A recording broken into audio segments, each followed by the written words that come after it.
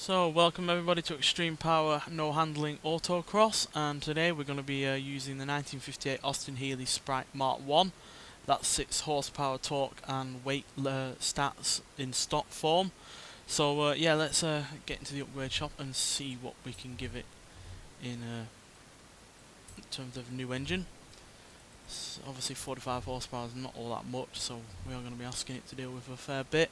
So yeah, we can have the inline 4 motorbike engine, which just putting the engine in would give it 196 horsepower and 113 pounds-feet of torque. Or we could give it the 1.6 inline 4 turbo rally, which gives it 300 horsepower and 332 pounds-feet of torque. But we'll go for that one because obviously it's more powerful, and I'm pretty sure you can only get about 275 out of the motorbike engine. So yeah, we'll give it the full 300. Obviously we're not upgrading anything handling wise, just doing the engine, so let's put some new cams on it. This gives us an extra 47 horsepower, bigger engine block, 33 extra horsepower. Give it a race turbo, that's another 199 horsepower.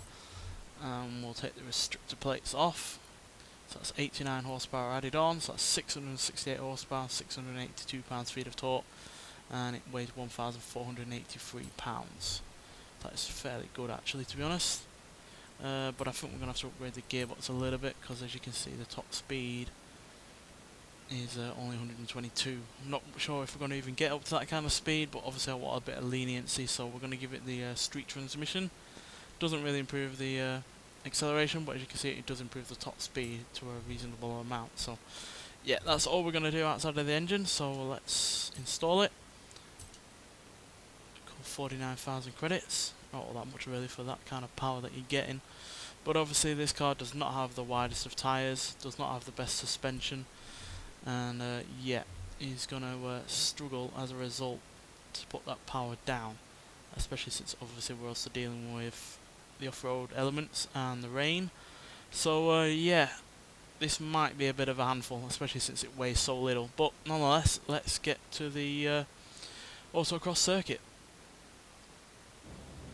Right, so here we are. So let's see what this little lightweight sports car can do. I imagine it's, yeah, gonna struggle. There you can see the rev limiter bouncing all over the place. But nonetheless, let's see if we can tackle it. So yeah, rear wheel drive lightweight tends to be a good combination.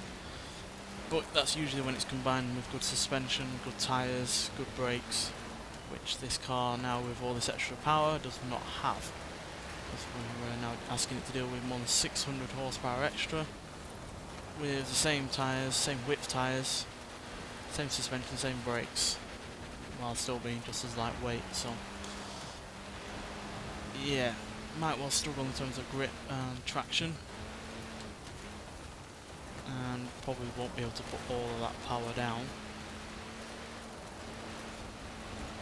But it will be interesting to see what you can do on the tarmac compared to what it's being able to do here. No doubt that we are going faster than it would be able to go if, you know, it only had its original 45 horsepower, but certainly not going as quick as something with nearly 700 horsepower should be going. That's just really just showing the limitations of this vehicle's engineering, really.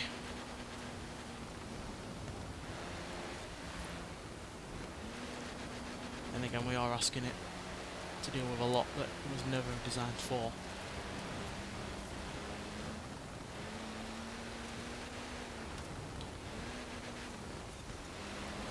Whoa, sliding everywhere. Don't have too much trouble on the cliff bits, because we do not want to fall off.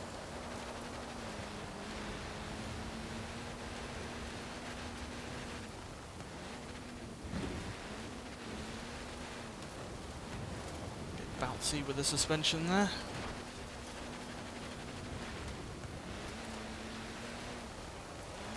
I seem to remember when we were doing the introduction video that the Talbot Sunbeam in stock form did a time around 2 minutes 57. We're unlikely to beat that, quite frankly. And again, I would never expect a car that's been fully upgraded engine wise, while having very little in the way of handling, even in stock form, to beat a stock you know, fairly powerful vehicle on here.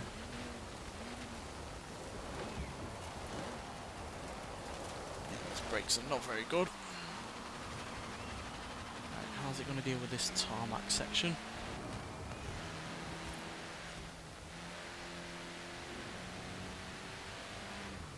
Spinning the wheels a lot, that's for sure. Sliding all over the place. And really not able to put all that much in the way of power down.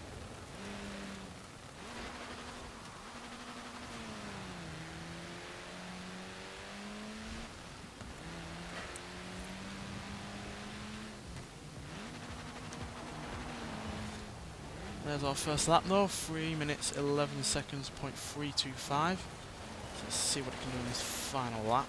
We should be able to improve upon that, being a flying lap. But it's whether or not we make any mistakes or not.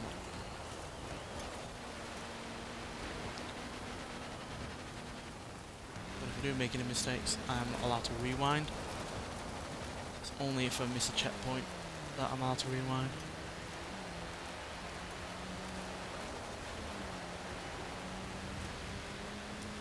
So yeah, making a mistake does include, by the way, going off a cliff. That's one reason I picked this course, because it has so many trials and tribulations really, because you've not just got to deal with the surfaces or the rain, or the fact that you're dealing in a car that has more power than it was ever meant to deal with, but you've also got to deal with rocks, you've got to deal with the cliffs, got to deal with those walls that can easily slow you down, so yeah, quite a treacherous course.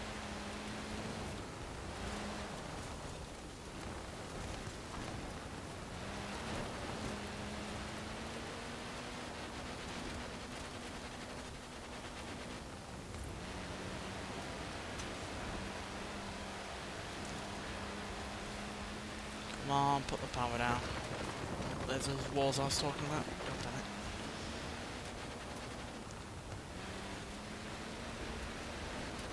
They're all the more worse in a car like this because it's obviously quite lightweight. And when you're in a vehicle that's, you know, properly heavy, that you can go through those walls and mostly keep your speed up. But with this, no chance.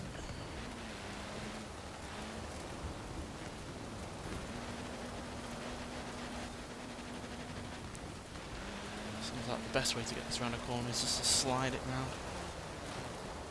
Saying that, oh, very nearly lost it there.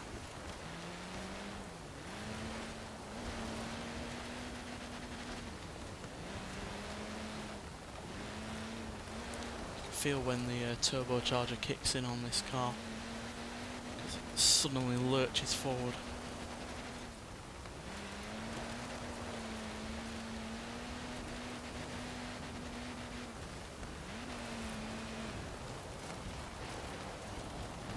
Those brakes are poor.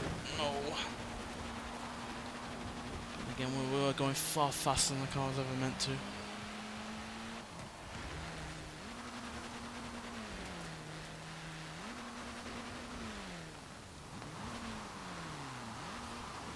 Oh no.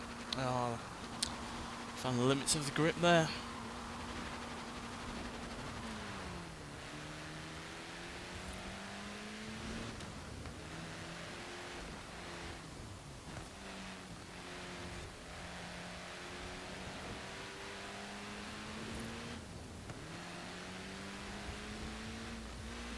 We're not going to beat our previous lap, so there we go. That's our first car on this series. Quite a challenging vehicle to drive really, because obviously it's quite lightweight still, like it was in stock form, but now it's dealing with more than 600 horsepower extra, while also, you know, not dealing with any extra handling parts. So yeah, 3 minutes 11.325 is our first time on the board for the series. I doubt that'll be difficult to beat, quite frankly, but it is a decent time. Like I said, we were only around 2 minutes 57 in the stock Talbot Sunbeam from the introduction episode. So for this, you know, when it's dealing with far more power than ever originally, to only be well, just under 15 seconds slower than that is fairly decent. And yeah, when the power did come on, the car was able to get up to a fairly decent amount of speed, but unfortunately the brakes were really rather lacking, as you saw when we tried to brake after that straight bit. So yeah, they were holding it back, as well as obviously the lack of grip and yeah, the poor tyres. So yeah, I'm sure it will be easy to beat. We'll probably beat it even next episode, to be honest, but that's a decent time to start with, and yeah, could have been a lot worse to drive in terms of, you know, what it had going for it, because yeah, I was imagining it to be a lot worse to drive than that, to be honest. I was expecting it to be all over the place, but yeah, luckily it was a little bit more controllable than I was expecting, but far from perfect. Nonetheless, thanks for watching, and I'll see you in the next one. Bye.